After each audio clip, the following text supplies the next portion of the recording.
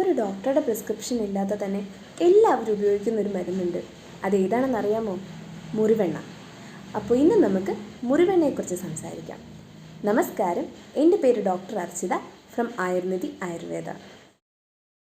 നമ്മുടെ വീടുകളിൽ ഫസ്റ്റ് എയ്ഡായിട്ട് എല്ലാവരും കരുതി വെച്ചിരിക്കുന്ന ഒരു മരുന്നാണല്ലേ മുറിവെണ്ണ. അതിൻ്റെ ചേരുവകൾ എന്തൊക്കെയാണെന്ന് നിങ്ങൾക്കറിയാമോ? നമ്മുടെ വിപണിയിൽ ഒരുപാട് തരത്തിലുള്ള മുറിവെണ്ണകളുണ്ട് കേട്ടോ. ഒരു 20 തരം മുറിവെണ്ണകളെങ്കിലും ഇന്ന് വൈദ്യന്മാർ ഉണ്ടാക്കുന്നുണ്ട്. അതിൽ പലവിധ ചേരുവകൾ ചേർക്കുന്നുണ്ട്. എന്നാലും ബേസിക് ആയിട്ടുള്ള ഒരു മുറിവെണ്ണയിലുള്ള ചേരുവകളെക്കുറിച്ച് പറയാം. കറ്റാർവാഴയുടെ തണ്ട്, ചെറിയ ഉള്ളി, കരിമുരിക്കിൻ്റെ ഇല, ഉങ്ങിൻ്റെ തൊലി, ശതാവരിക്കിഴങ്ങ്, താർത്താവൽ, വെറ്റില, തൈമുരിങ്ങച്ചെടിയുടെ നീര്, കാടിവെള്ളം, വെളിച്ചെണ്ണ ഇവയാണ് പ്രധാനമായും മുറിവെണ്ണയിൽ ചേർക്കുന്ന ചേരുവകൾ.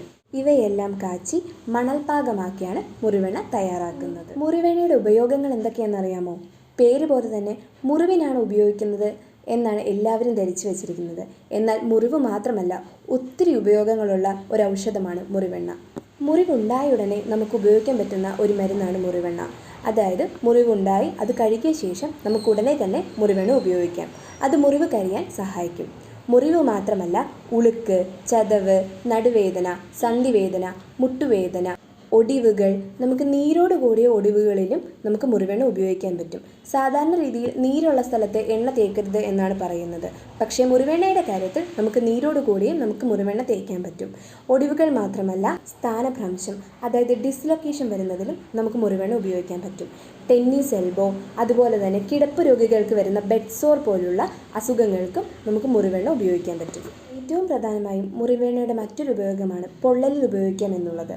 പൊള്ളൽ വന്നാൽ നമുക്ക് മുറിവെണ്ണ തേച്ച് കഴിഞ്ഞാൽ അതിൽ നിന്നുണ്ടാകുന്ന നീറ്റലും വേദനയും കുറയുകയും ചെയ്യും, കുമിളയ്ക്കാതിരിക്കുകയും ചെയ്യും.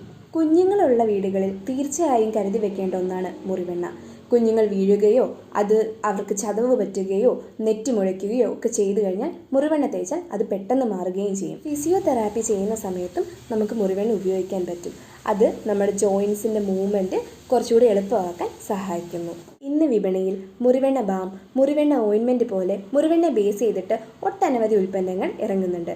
അതിലും ഒന്നാണ് മുറിവെണ്ണ ലിനമെൻറ്റ്. മുറിവെണ്ണ ലിനമെൻറ്റ് നമുക്ക് പെട്ടെന്നൊരു ഉളുക്കോ ചതവോ ഉണ്ടെങ്കിൽ പെട്ടെന്ന് ഉപയോഗിക്കാൻ പറ്റുന്ന, പെട്ടെന്ന് ആശ്വാസം തരുന്ന ഒരു മെഡിസിനാണ്. മുറിവെണ്ണയുടെ ചേരുവകളെക്കുറിച്ചും അതിൻ്റെ ഉപയോഗങ്ങളെക്കുറിച്ചും എല്ലാവർക്കും മനസ്സിലായി എന്ന് വിശ്വസിക്കുന്നു.